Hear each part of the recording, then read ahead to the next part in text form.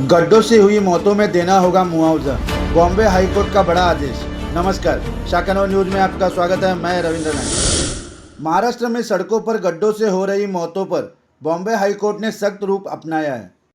सोमवार को दिए गए ऐतिहासिक आदेश पर हाईकोर्ट ने कहा कि अब सड़कों के गड्ढों से होने वाली हर मौत पर पीड़ित परिवार को मुआवजा देना अनिवार्य होगा।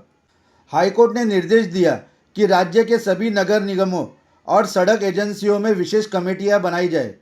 ये कमेटियां गड्ढों से हुई किसी भी मौत की जानकारी मिलने पर, चाहे वो मीडिया रिपोर्ट से ही क्यों ना हो, स्वतः संज्ञान लेकर मुआवजे की प्रक्रिया पूरी करे।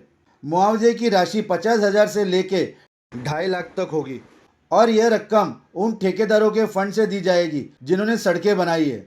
इस फैसले के साथ अब ठेकेदारों को भी अपनी जिम्मेदारी निभानी होगी। हाईकोर्ट ने सख्ती दिखाते हुए कहा कि जिम्मेदार ठेकेदारों और अधिकारियों पर दंडात्मक कार्रवाई की जाएगी। साथ ही यह भी निर्देश दिया कि जैसे ही किसी गड्ढे की जानकारी मिले, उसे 48 घंटे के भीतर भरना अनिवार्य होगा, अन्यथा कार्रवाई की जाएगी। मृतक के परिजन यदि मुआवजे के आवेदन करते हैं तो उन्हें 6 से 8 हफ्तों के भीतर भुगतान मिल जाना चाहिए।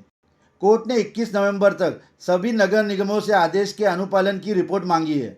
यह मामला तब सामने आया जब डोंबिवली में एक छोटे बच्चे की मैनहोल में गिरकर मौत हो गई थी।